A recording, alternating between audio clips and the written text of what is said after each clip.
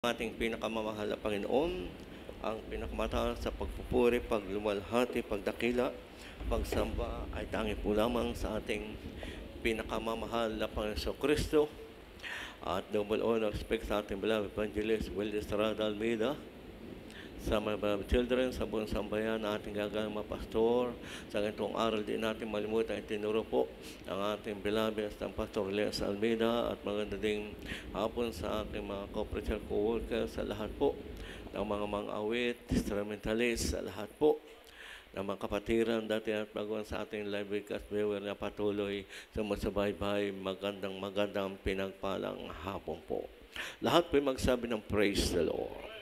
Purihin po ang ating pinakamamahal na Panginoon. Tunay po tayong mayamahal ay mga pinagpala at ay tunay na mga anak ng Diyos, sapagkat tayong lahat po ay may Espiritu ng Diyos. Subalit, ating pong tandaan na ang tirahan ng banal na Espiritu, ito po ay banal. Kaya kailangan po mayamahal, huwag natin pong pabayaan aalis sa atin ang banal na Espiritu. Sapagkat ito po'y umaalis ang banal na Espiritu sa ating mahal na Panginoon pag pinipighati natin ang kanyang banal na Espiritu sa pamagitan ng tayo po ay nalilihis na landas o nakakagawa ng di kalooban ng mahal na Panginoon. Sapagkat pag tayo po'y nagkakasala, aalis sa atin ang banal na Espiritu sa salita, sa gawa, sa isip. Kung tayo bumabalik sa dati nating pamumuhay, ibig sabihin, natatalo tayo ng ating kahinaang natitira, tayo nagmumura, mapipighati ang mga Espiritu. Aalis ito sa atin. Kaya pag wala sa atin ang mga Espiritu, wala tayong laban kay Satanas. Pero pag nasa atin ang mga Espiritu ng Diyos, tayo po ay may laban kay Satanas, para huwag tayong magapi at bumalik tayo sa pagkasala. Dito po, may mahal sa aklat ng Efeso 4:30 hanggang 32.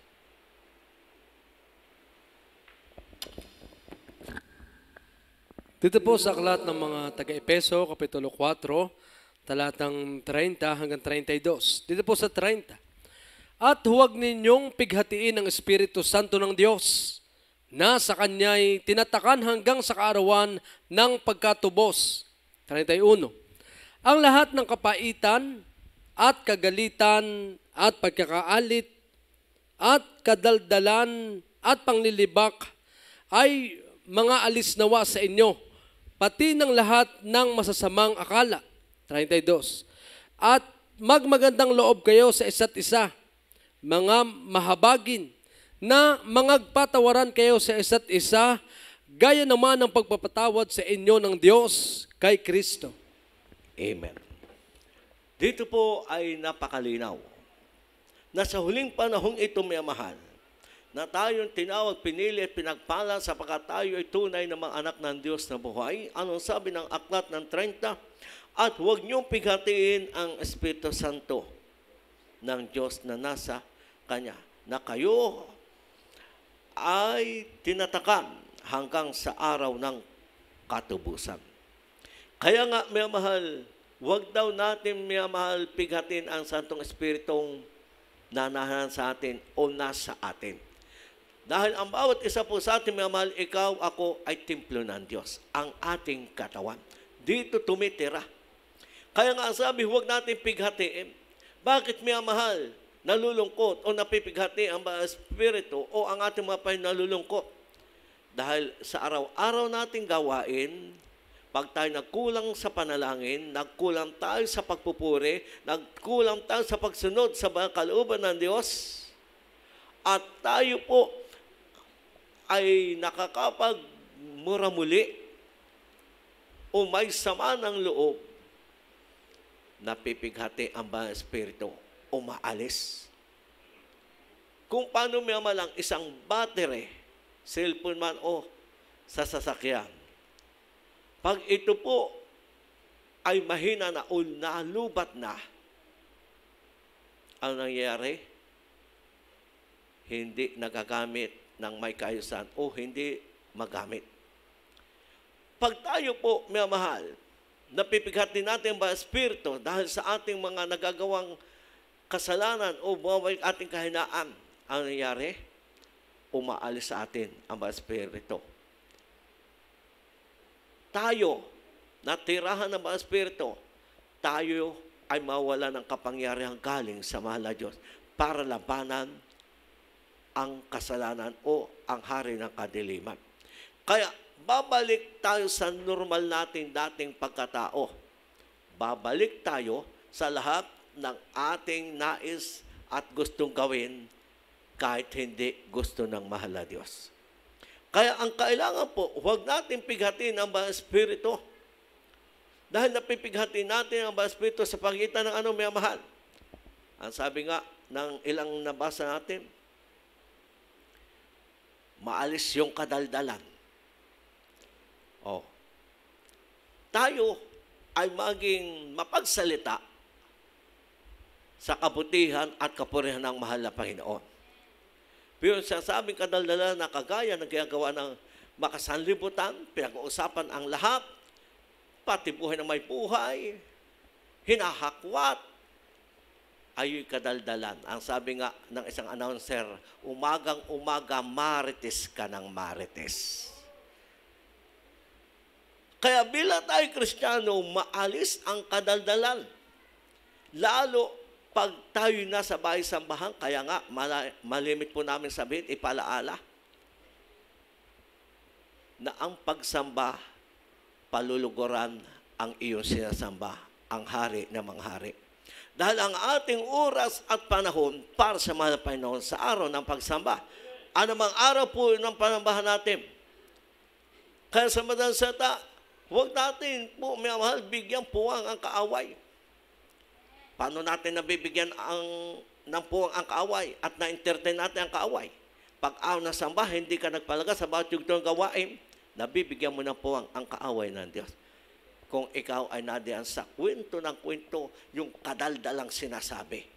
Ang sabi ng bakit maalis. Dahil hindi kalooban ng mga Panginoon, lalo sa araw ng ating pagkakatipon. Kung tayo mapagsalita, ang sabi nga nung iba, madaldal, yung kabutihan ng Diyos, ang iyong ipagsabi.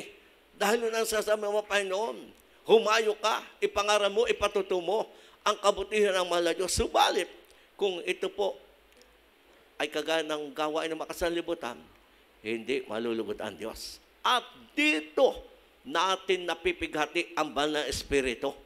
Kaya minsan, tayo po, mga mahal, hindi makaramdam presensya ng Diyos.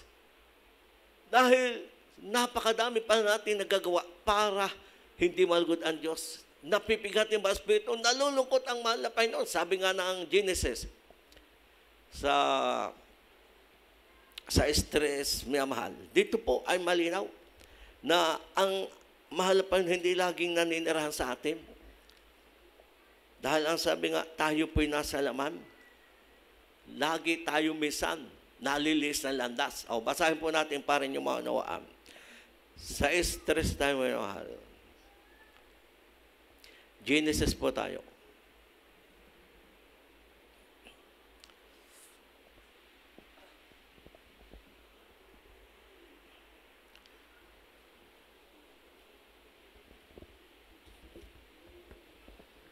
Dito po sa aklat ng Genesis, Kapitulo 6, talatang 3. At sinabi ng Panginoon, ang aking espiritu ay hindi makikipagpunyagi sa tao, magpakailanman, sapagkat siya may laman. Gayon may magiging 120 taon ang kanyang mga araw. Lahat magsabing praise the Lord. Malinaw, mga mahal. Hindi daw palaging nasa atin. Kaya ang sabi ng baklat, at sinabi ng Panginoon, ang aking espiritu ay hindi nakikipagpunyagi sa tao, sapagkat ang tao po'y nagkakasala dahil nasa laman. Kaya pag tayo po ay nagkakasala, anong mangyayari? Aalis ang Holy Spirit. Kaya minsan, may Kristiyano masayahin, may katuwaan, may kagalakan, kahit may pira o wala. Pero kahit minsan may pira, bakit kulang at walang kapayapaan? Dahil hindi niya alam na pipighati niya ang banal na espiritu, umaalis sa kanyang banal na espiritu. At ang banal na espiritu po, pag nasa atin, siya ang nagbibigay sa atin ng kapayapaan, kaaliwan at kakuntihan sa anumang ating kalagayan. Pero pag wala sa ating banal na espiritu, lahat maramdaman natin yung kahirapan, yung napakahirap parang sumunod sa kalooban ng Diyos. Bakit? Ay wala kang kapangyarihan na magbibigay sa iyo ng katuwat kapayapaan, kagalakan, at masunod ang kalooban ng Diyos. Kaya napakalinaw, mga mahal. Kaya ang sabi po, huwag natin pighatin ba espiritu. Kaya yung masasamang akala, yung kagalitan, kadaldalan, yung pong mga hindi kalooban maalis sa atin. Ano pang sabi? Magmagandahang loob kayo sa isa't isa at magpatawaran kayo sa isa't isa. Kaya nga malinaw, bakit po ito ay sinasabi ng mahal na Diyos? Sapagkat ito ang nagiging dahilan, kaya umaalis ang mga espiritu sa atin. Kaya ang mangyayari naman sa atin, tayo manghihina, malupaypay. Tayo mag-alinlangan, mawalan tayo ng katuwa at kagalakan na paglingkuran ng mahal na Diyos. Dahil umalis sa atin ang mga espiritu. Malinaw po sa isang example. Bakit may mahal si Saul? Nabagabag at nabalisa nung hindi na siya sasamahan ng propeta Samuel at mismo ang Diyos ay humiwalay sa kanya. Bakit nabagabag? Dahil alam niya, walang magliligtas sa kanya. Walang magbibigay ng kapatgagalakan sa kanya. Pero nasa kanya ang banal na espiritu, may kapayapaan, may katuwa at may kagalakan. Subalit nung humiwalay ang banal na espiritu sa ating mahal na kapatid, kay Haring Saul, ano ang pumalit? Ang masamang espiritu. Nagbibigay ng problema ng pagkabag, pagkabalisa, at karamdaman. Yun ang pumalit. Malinaw. Kay Haring Saul.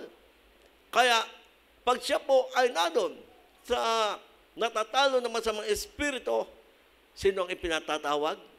Si David na marunong magpuri sa Diyos.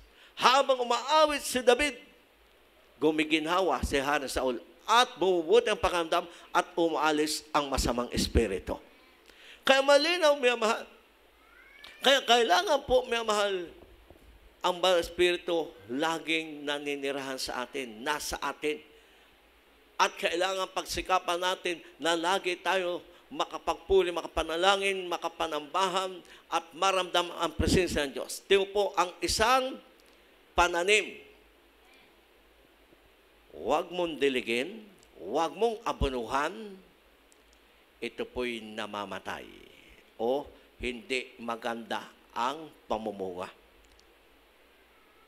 Ang Kristiyano na nawawala sa kanyang mga espiritu at hindi na presensya ng Diyos, parang lantang gulay o lantang sitaw.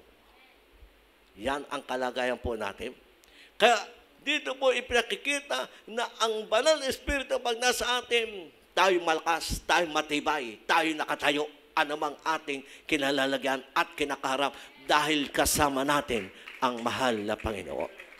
Kaya ang sabi po, para huwag natin mapighati ang banal na espiritu, yung ilang sinabi dito sa binasa, maalis. At yung alam mo na nagiging dahilan para ikaw ay alisan ng banal na espiritu, pagsikapan mo na ang magawa mo'y kalooban ng Diyos para manahan sa atin ang banal na espiritu. Napakalinaw, mga mahal. Si Haring Saul, nang hiwalayan ng mahal na Panginoon, hanggang kamatayan, naging kawawa. Kaya sa ating buhay, mga mahal, napakahalaga na huwag natin pighatin ang banal na espiritu, bakos ating alagaan na ang banal na espiritu ay laging nasa atin. Para tayo maging malakas, matibay, at may katuwa at may kagalakang mabuhay sa daigdig na ito at maglingkod sa mahal na Panginoon. Dahil ang sabi ng banal na aklat, pag tayo po'y mapaglingkod sa Panginoon, ginagawa kayong mga kalooban, hindi tayo iiwat pababayaan ng mahal na Panginoon. Aklat po tayo ng Roma 12:11 at susundan po ng Roma 8:14. Dito po sa aklat ng mga taga-Roma, Kapitulo 12, talatang 11. Huwag mga tamad sa pagsusumikap, maninga sa Espiritu, mapaglingkod sa Panginoon. Amen. Malinaw. O, sige, pakibasa na yan. At dito pa rin po sa mga taga-Roma, Kapitulo 14, talatang 8:14, ang sabi po dito,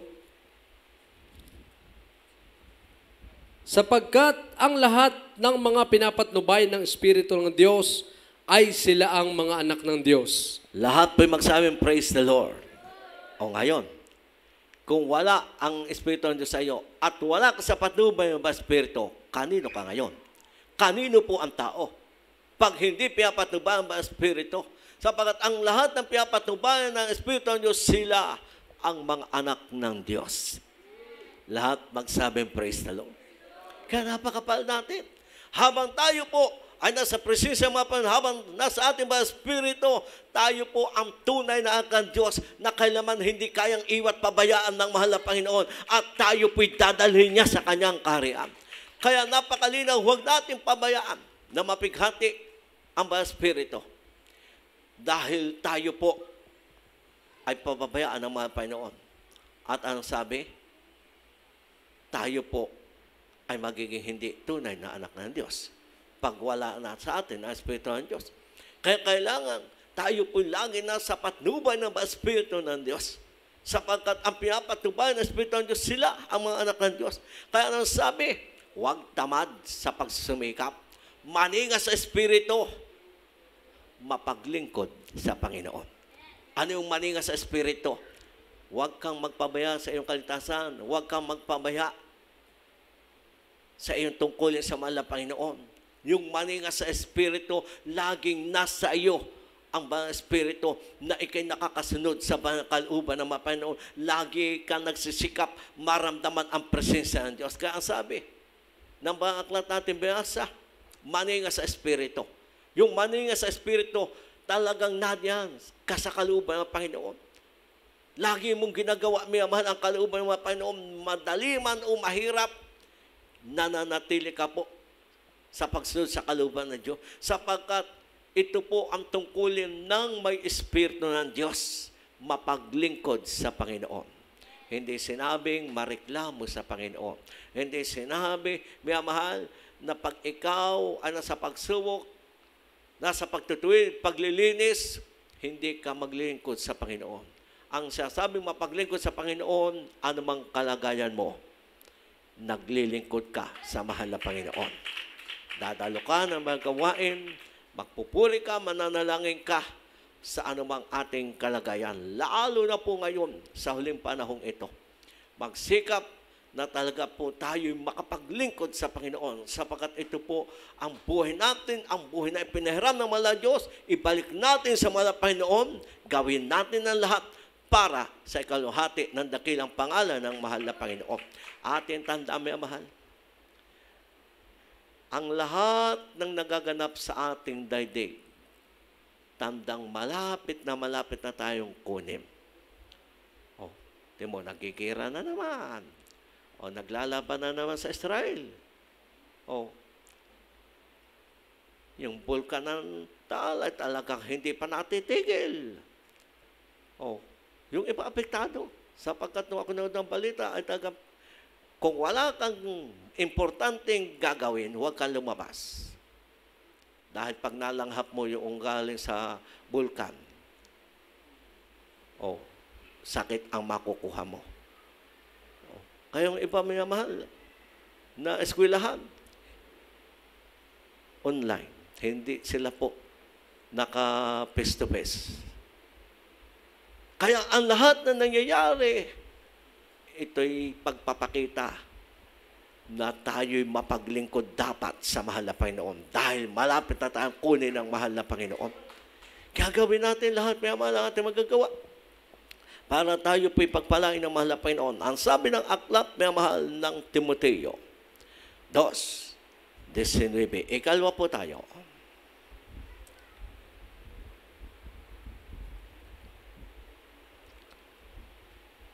Dito po sa aklat ng ikalawang Timoteo, Kapitulo 2, talatang 19.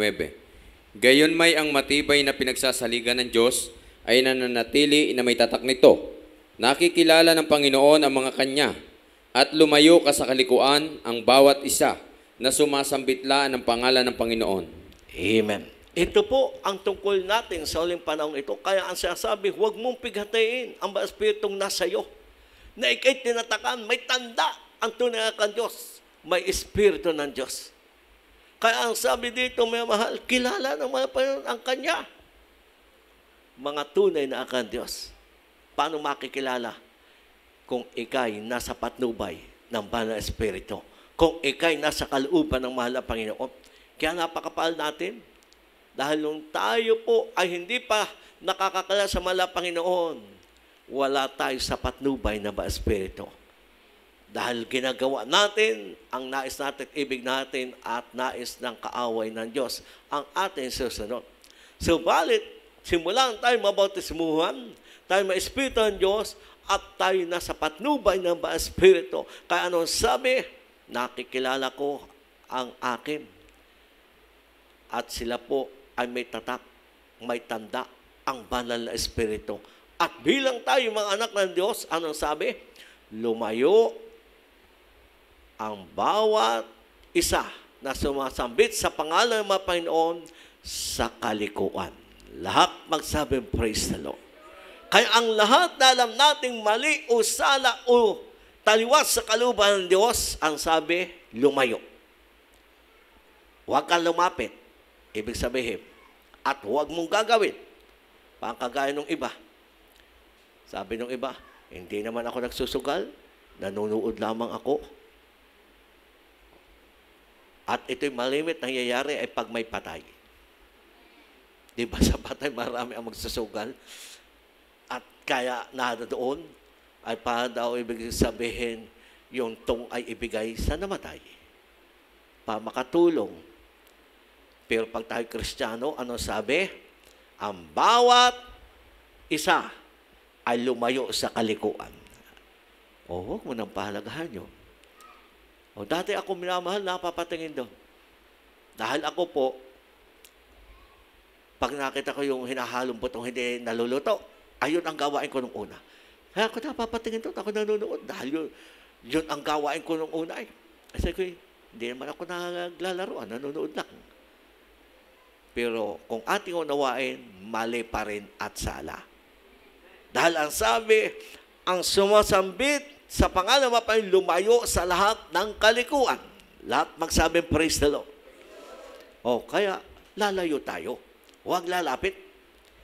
Kaya nga sabi ng iba, kaya ako nagkasala.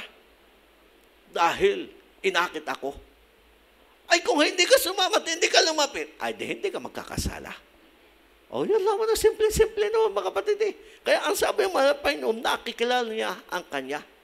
At tayo namang sumasambit sa pangalan ng mga Panginoon, ang bili ng mga Panginoon, lumayo sa kalikuan. Lahat ng mali at sala, lalayuan, hindi lalapitan.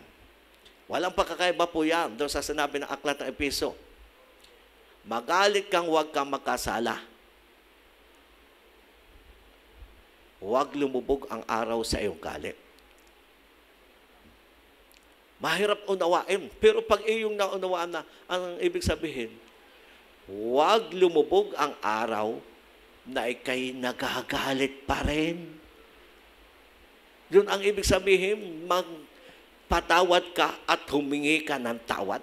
Kaya ang sabi ng Epeso 4:26, 27, huwag natin bigyan puwang ang kaaway. Magalit ka na huwag kang magkasala. Abay, ang hirap. Magalit. Ay, galit na nga, hindi nagkakasala ka. Pero ang sabi, paano huwag kang magkasala? Huwag lumubog ang araw sa iyong galit. Ibig sabihin, huwag kang galit bago lumubog ang araw.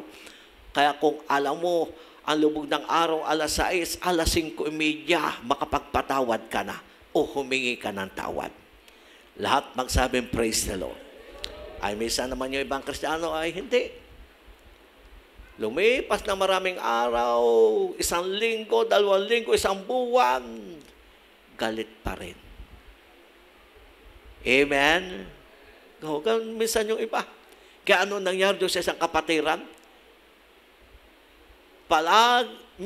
Magkasama sila sa bahay. Tinatanggap yung perang ibinibigay. Nasa loob pala, nasa puso. Yung sa mga loob. Taon, may mahal ang binilang. Natauhan lang may mahal nung mamagana ang buong katawan. Sabi nung kapitbahay, nakaw, delikado ka niyan. Pagbaba o nawala ang iyong pagkamanas, ito po, kamay, paa, katawan, hindi makagalaw. Sabi ng kapitbahay, nako, nakakatakot yan. Pag alis ng pagkapanas mo, patay ka na yan. Hindi makagalaw. O, di pinuntahan namin dahil itinawag sa amin, baka nang pwedeng puntahan. O, di ako nagbanggit ng ilang kataga dahil meron naman sa Bible na magpahayagan kayo ng kasalan sa isa't isa. O, di ako nagtanong, baka naman kayo may sayo, walang kabanalan. Baka naman kayo, ang tagal na, hindi pa kayo nakakasunod sa pagbibigay. Di kayo walang pag-ibig sa Diyos. Ay, nailing. Baka naman kayo nagagalit sa inyong kapitbahay. Naku, hindi kapitbahay ang sinabi. Brad, ang tagal na naming magkasama, mag-asawa.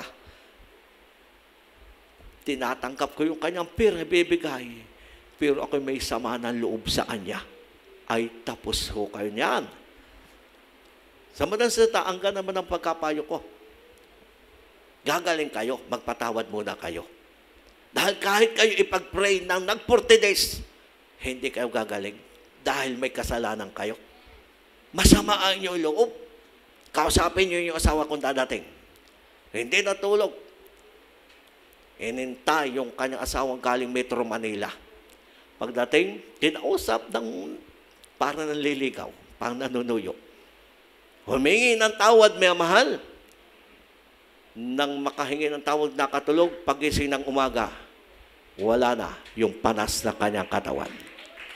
Sabi ng kapitbahay, patay ka niyan. Ay hindi. Nung mawala yung pagkapanas, na doon ang kapayapaan at kagalakan na nagmamahala na silang mag-asawa. At yung nakita ko may mahal dahil dati, tagang parang galit palagi, araw-araw doon sa asawa. Maibigay ang pira, galit pa rin. Ayun pala dahil ang tagal na nung sama ng loob, pinalo ng Diyos. Ito po ang tandaan natin. Minsan tayo po sa patotoo, sa salita ng Diyos, tama sa atin. Alam natin tayo ang kinakausap ng mahal na Diyos. Pero nakangiti tayo. Ay, siguro nagkataon lang. Hindi yun sa akin. Pero pag hindi tayo sumunod, para tayo matuwid, ito ang nakakatakot. Ang mahal na Diyos ang magtutuwid sa atin. Dahil nakikita, matigas na ang ulo mo. Sa'yo na yung salita ng Diyos, yung patuto, kapatiran, ikaw na ang kinakausap para ikay matuto. Baliwala sa'yo, nakangiti ka pa. Pero ayaw mong sumunod, mismo ang mahal na Diyos ang tutuwid sa'yo. Ito ang nakakatakot, mga kapatid. At ito po'y totoo nangyayari. Sabi nga ng ating Mama Der, nakatawa pa ka dyan, ha? Tama na sa inyo salita ng Diyos. Nagpapasalamat kayo sapagkat sabi nyo, parang ako yon. Pero yung parang ang inyong ginagawa, ayaw pa ninyong gawin ang kalooban ng Diyos. Nakikita tayo ng mahal na Diyos. Yun ang nakakatakot. Yung pagtutuwid ng mahal na Diyos. Dahil hindi natin alam kung kaya natin itong malampasan. Kaya, tayong lahat may mahal. Nawa, matuto. Minsan tayo kinakausap ng mahal na payo. Kahit yung MC pa lang, parang tama sa'yo. Yung piambanggit nung nag-MC. Pero minsan ayaw natin magpahalaga, ayaw natin gawin. Nako, nakikita tayo lahat ng mga Panginoon. Pag nakita tayong ayaw sumunod, mismo ang mahal na Diyos ang tutuwid sa atin. Mismo ang mahal na Panginoon. Bakit po? Ano lang at purpose ng mahal na Panginoon kaya tayo tutuwirin? Ayaw ng mahal na Diyos na ikay makagawa ng mali o kasalanan. Dahil pag tayo ay nandun sa pagkasala, aalis sa ating Holy Spirit. Paano kang pupunta sa langit? Ay, ang sabi, ang pinapatnubayan ba Espiritu ang mga anak ng Diyos? Paano kung wala sa Espiritu ng Diyos? Paano kang pupunta sa langit? Paano kang pagpapalain? Paano ka tutugunin ang mahal ng Diyos sa iyong panalangin? Kaya kailangan po, bago mahalin ang lahat, kung tayo nakakausap ng mahal na Panginoon sa pagitan ng patutuo ng ating mga kapatid, na mga tumatayo sa mga pulpito, ipagpasalamat natin. Tanggapin natin at sundin natin ang ikabubuti para sa atin. Para tayo pagpalain ang mga Panginoon. Kaya sabi, ang lahat ng tumatawag sa Panginoon, sumasambit ng pangalan ng mga Panginoon, lumayo naman sa kalikuan. Kung alam natin, minsan, tayo tagang nalilis na landas, nakakamali. Manumbalik tayo sa mga Panginoon. Tayo magsisi. Dahil ayaw ng mga Panginoon, mawala sa iyo ang mga Espiritu ng mahal na Panginoon. Dahil matatalo ka ng kaaway ng Diyos. Hindi mo tiyak ang langit. Kaya ang sabi ng mga Panginoon sa aklat ng Kolosas, ating pong basahin, may mahal. Dito po sa chapter 1, verse 10, may mahal. Dito ating makikita na ito ang ating buhay. At huling talata, 1 Tesalonica 5:19.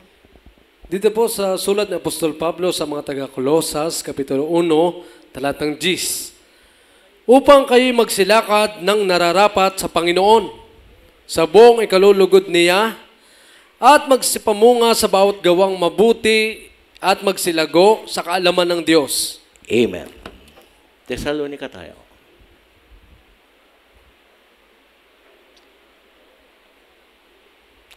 Una po Tesalonica 5:19. Dito po sa aklat ng unang Tesalonica, Kapitulo 5, talatang 19. Huwag ninyong patayin ang ningas ng Espiritu. Amen. Lahat po magsabing praise the Lord. Kaya dito po ay malinaw ang sabi ng aklat, na sa huling panahon ito, tayo narapat lumakad sa kalooban ng Diyos. Tayo gumawa ng mabuti at ikabubuti natin. Para tayo po'y pagpapalain ng pagtutugunin ng mahal na Diyos sa ating panalangin. Kaya ang sabi ng mahal na Panginoon, sa huling panahon ito, huwag nating patayin ang ningas ng mga Espiritu. Kung tayo po'y nadiyan yung katuwang kagalakan, paglilingkod na lampas pa ng 100% ang ating pag-ibig sa Diyos o pagsunod, lalo nating pagyamanin. Dahil pag tayo po binalikan ng mga Panginoon, na tayo po nadiyan laging napupuspos, na ba Espiritu may katuwang, may kagalakan, magawa ang kalooban ng Diyos. Isang tiyak na bagay, sasalubong tayong buhay, pagbabalik ng mahal na Panginoon. Kung tayo bawian man ang buhay, isang tiyak na bagay, pagpikit ng iyong mata sa lupang ito, pagdilat mo sa piling ng mahal na Diyos. Kaya ang sabi po, tayo po ay gumawa ayon sa kalooban ng Diyos. Tayo po'y maging kalugod-lugod. Huwag natin patayin ang ningas ng Espiritu. Kaya habang tayo po may kailangan, may pangataon, naramdaman natin ang presensya ng Diyos, ating palagan, ating pagyamanin. Dahil ito po ang paraan para tayo makating sa langit at tayo pagpalain. Dahil pag ikay nasa kalooban ng Diyos, nalulugod ang mahal na Diyos. Amen? Kaya nawa, tayo lahat magsikap po, may mahal. Kung paano po ating pong nagugunita noong Sunday, ang kamanghamahang ginawa ng mahal na Panginoon. Sa talipaw, ating lagi isipin yung ikalakas natin, ikatitibay natin, may mahal. Dahil sa pakaramdam ko, may mahal, yung nagpatotoong isa, hindi ko maalala ang pangalan, parang buhay na buhay yung talipaw. Habang ako nakaupo, sabi ko, parang unang anniversary lamang ng talipaw. Dahil nagunitan niya yung kamanghamanghang ginawa ng mahal na Diyos sa talipaw. Dahil hindi tao ang gumawa nun, ang mahal na Diyos. Kaya lagi natin isipin yung ginawa na kabutihan ng mahal na Panginoon para lahat tayo titibay, lalakas at makapaglingkod sa mahal na Panginoon. Sa kabila, pag tayo sa Metro Manila, grabe ang pagod, puyak, mas malaki ang gastos natin pinansyal. Pero pag ating gagawang kalooban ng Diyos, tanda, nagtitipon tayo ng kayamanan sa langit. Dahil nakikita ng mahal na Diyos, lahat na ating gagawa at ito'y hindi na walang kabuluhan. Pagdating ng takdang araw, ikaw pala ay pagpapalait magmamana ng buhay na walang hanggan. Tayo po'y tumayo at tayo po'y awit ng isang awitin. Ating pong awitin isang awiting makalangit sa ating mahal na Panginoon.